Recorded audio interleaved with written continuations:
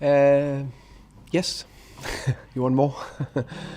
Yeah, it was. I said to the players before this game that we had to top perform. Maybe put our best performance out there because I think Arsenal have been so good this year. And I think we are very close to that. I just said to the boys in there, I just said, wow, what a performance. I know you can't celebrate a point. No one will, I'll never allow myself to celebrate a point, no matter who you're facing. You can be happy for a point, but celebrate that very good performance. And I think it was clearly more than well-deserved point. And I think it should have been our win. I think it should have been us. If you look on the big chances, we have 3 massive chances first half, where if we are 1-0 up, then everyone knows that we are a little bit more difficult to play against. Of course, when you go 1-0 down, I know, then you need to have everything, take everything into context. So that's why maybe it was a well-deserved point. But coming here, going 1-0 down, Chris just told me, I think it's the first time in a year where Arsenal, after they come in front, lost points. So that just say everything about our performance, and they are unbelievable at home. The stadium went mad when they scored to 1-0. Stayed in the game, cool, stick to the game plan. Got the, I would say, well-deserved equaliser.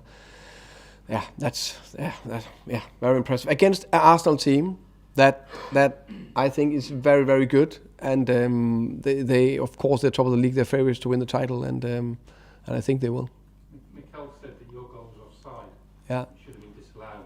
But you looked at it and you didn't care. Yeah. I mean, I think every week there is VAR decisions that are going marginally one way or another. I agree that when they kick the ball, Ethan is in offside position. Then, as far as I know, the football law, then the next question is, did he influence that we could cross the ball across? They decided it was not enough. I agree. When you play Arsenal, they pick the same team every week with the same players, play the same way. Does that make it in some ways easier to plan how to play against them? In a way, yes, but they are very good at what they are doing.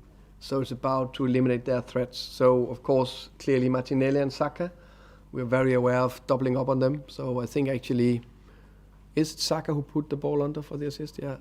So one moment where we didn't have everything bang on, that was the moment where they scored. And now they put Trossard on instead of Martinelli, but he could easily finish it. It's just as a coincidence. It's not the 2 wingers, potentially the 2 best or most informed wingers in the Premier League right now. So besides from that, I think we controlled or we defended very well against Arsenal. I don't think they had any big chances. Yes, they had some dangerous moments, but I think that was very pleased. And the only thing was, I said that to Ethan, he's been unbelievable. He was fantastic again today. So our defensive principle, he needs to sprint under and avoid that ball, but it goes quick. So it's a well played goal from Arsenal. What was the difference between today and the game at home when you played against them? I can't remember if I said it, but I remember my feeling after the game was that we still performed to a 6-7 out of 10. It was still a decent performance. Arsenal that day hit a very high level, but I don't think they hit a higher level last time than they did today. I think probably a similar level. The biggest difference that we upped our performance, and then we avoided getting in behind on a set piece, which is you can't do that against the big teams. We need to be very good at that. I think that was the 2 biggest differences. You must be very happy with the reaction going behind. A lot of teams would key in that situation. Yeah. But you came out and you hit back and We of course we have the game plan and all the structure and all the principles that we're training every week, but of course there's also some mental part of it. So the key words this week was cool, brave, aggressive. We have to be cool when we're getting under pressure. Don't stress. Need to be brave. Allow us to play. Brave to be high pressing sometimes, and of course be extremely aggressive in the duels.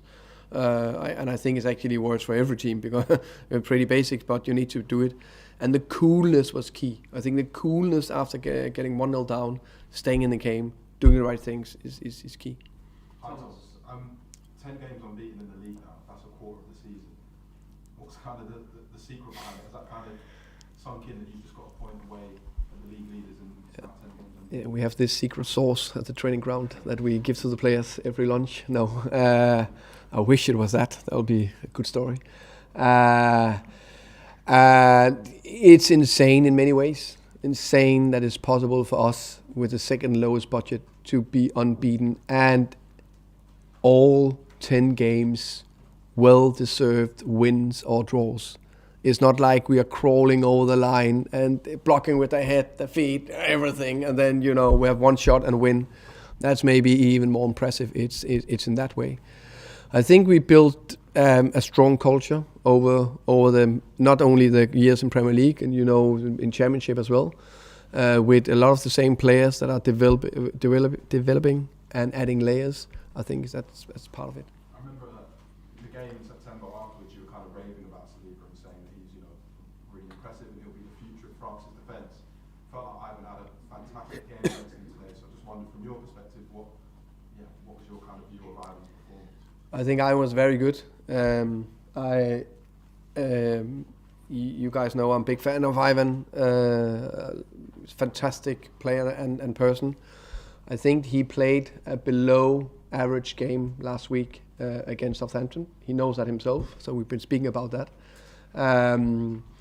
Against Bednarak and Salisu, they had they were on top of him. So we spoke about it on Monday, so you need to prepare for these two centre-backs because they have been fantastic this season, Saliba and Gabriel.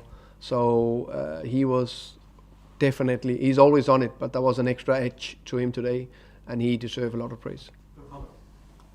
Thomas, David Raya came over to the sidelines quite a few times. Was that a tactical message or was that an injury problem by any chance? Just tactical. A few bits in terms of goal kicks, what do we do there, and a few bits on defensive area. I'm sure you, as part of your preparation for this game, would watch the Everton Arsenal game from last week. Yeah. Did anything that Everton did you try to replicate today, having seen how they got at Arsenal? No.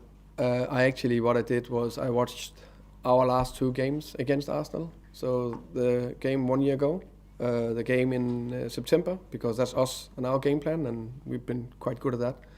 Then I actually watched bit of our game against City, even if then I watched 20 minutes of the Newcastle game here. There was one more game I watched, I can't remember, but actually not the Everton game. I saw it, before our game last time, so I didn't saw it, but I followed, and then I could see the structure he was trying to do. Sean Dyche, very, very good. So I knew we would do bit of the same game plan, just different structure.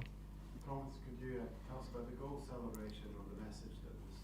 Yeah, I think that's. I know Arsenal is playing for the championship, and that's of course hugely important. But for the tribute that the players themselves have found out to do, I didn't know about it actually. They found out and give that to Sergi. For that itself, I think it's fantastic that the goal stands because it was a very sad moment that when Sergi's mom passed away, he was very close with her. I said to the players that remember to worship and cherish life because it goes so quickly, and call your mom and tell you love her.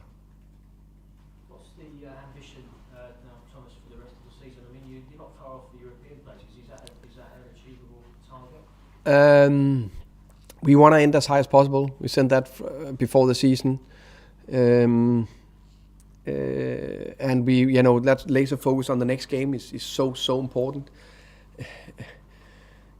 Before City, we just lost to Gillingham in a not top performance, and we were okay in the league, but not top. So I think that laser focus we have had. What has we played 2 games before that? So I think So before City, we have drawn 2 games and we are okay. And now we are unbeaten in 10, 8 more, and I think we won, I can't remember, 6 or something like that. I can't 5, whatever. So it goes so quickly. So if we are dreaming too much, we're allowed to dream, of course. I think it's important to dream, but it's so important we have laser focus and keep focus on the next game.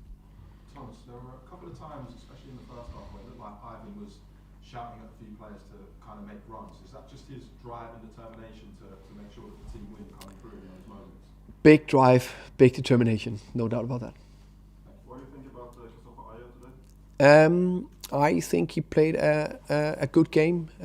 Pleased. I think he's been so unlucky with injuries. So I think the game 2 weeks ago against Leeds played a very strong defensive game, and I think he added that layer again today. So yeah, pleased with him. Okay. Thank you Thank very you much, guys. everybody. Enjoy.